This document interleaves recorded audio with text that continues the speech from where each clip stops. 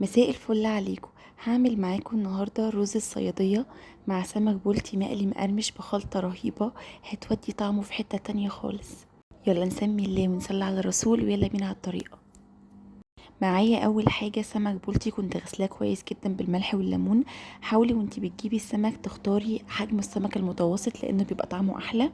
غسلته كويس جدا بالشكل اللي انتوا شايفينه ده.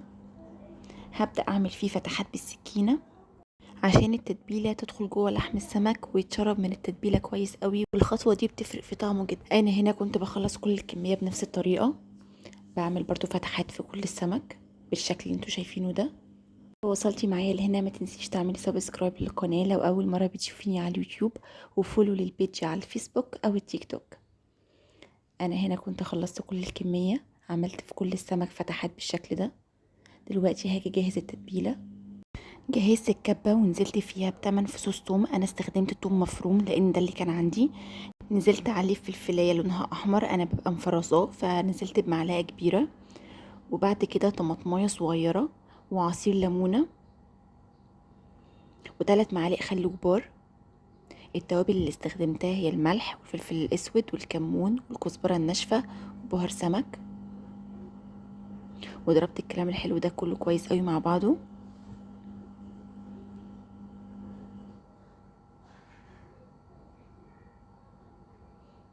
ريحة التتبيلة كانت رهيبة ولسه هزود عليها مكونات دلوقتي. شايفين شكلها عامل ازاي ولونها؟ بصي انتي ممكن تستكفي بالتتبيلة على كده، بس انا بحب ازود عليها حاجتين بيدوها طعم حلو قوي وريحة تجنن. اول حاجة هي باخد عودين من الكزبرة الخضراء، بقطع منها الورق بس واقطعها صغير، وربع جزراية مبشورة. تفرق قوي في ريحتها وطعمها.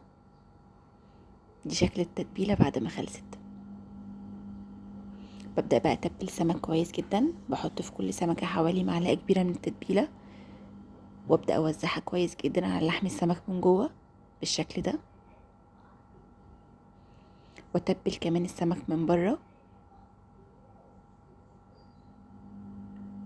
وفي الفتحات اللي انا عاملاها بدخل التتبيلة جواها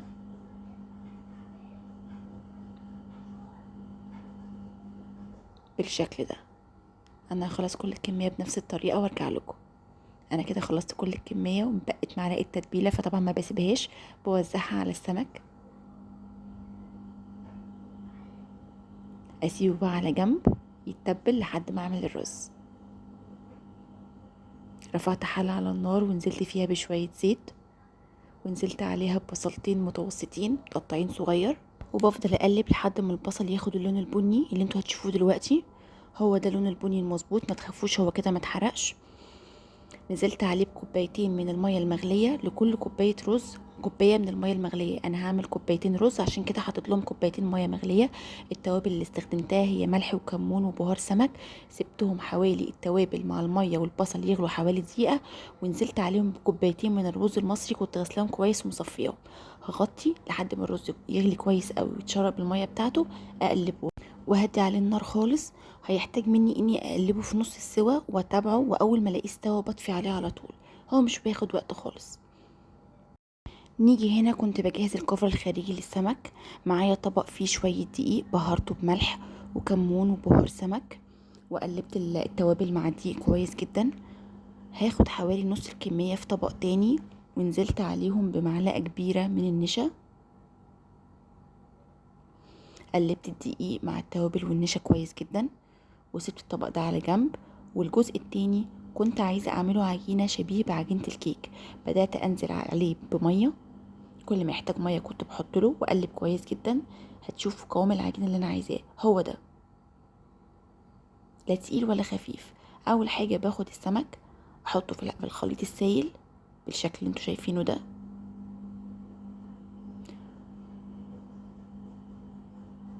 وبعدين بعد كده انزله على خليط الكيف. الحركة دي بيخلي السمك بيطلع معايا مقرمش كويس قوي، وبيطلع فيه التعريجات اللي احنا بنشوفها في الستريبس والفراخ المقرمشة والحاجات دي. بتيجي معايا التعريجات دي وبتطلع كريسبي ومقرمش. انا قبل ما اعمل الخطوة دي كنت رافعة على النار طاسة فيها زيت وسايباه لحد ما يسخن. كده تمام قوي. نزلت بيها في الزيت السخن.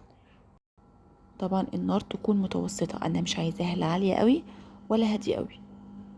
انا عملت واحدة كمان، بسيبها مش بقلبها خالص لحد ما احس ان هي احمرت بالشكل ده. من ناحية بقلبها على الناحية التانية.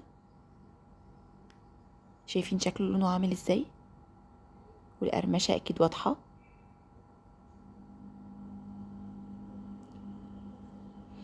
واول ما الاقيه اخد اللون ده من الناحية التانية بصفيه من الزيت واطلعه على طول.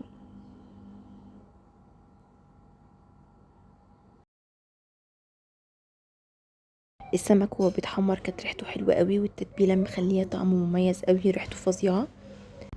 وهنا كان الرز استوى قد ايه، طالع مفلفل قوي وطعمه رهيب. مش هياخد منك اي وقت خالص في تحضيره. انا هنا كنت بغرف طبق معاكم. شايفين شكله عامل ازاي؟ حلو قوي يا جماعة. وكنت برضو خلصت كل كمية السمك. قد ايه السمك طعمه حلو قوي، والتتبيلة مميزة فيه ومدياله طعمه حلو. واهم حاجة ان هو مقرمش جدا، يعني اظن شكله بيتكلم عن طعم. مع طبق سلطة خضراء، وكفاية على كده، مش محتاج اي حاجة تانية جنبه. شايفين شكله؟ انا دلوقتي هفتح معاكم واحدة عشان اوريكم قد ايه مستوي. شايفين عامل ازاي؟ يعني من الاخر ولا غلطة، رهيب يا جماعة. وبكده نكون وصلنا لنهاية الفيديو بتاعنا. اتمنى وصفتنا النهاردة تكون عجبتكم، واخيرا ما تنسوش اللايك والشير.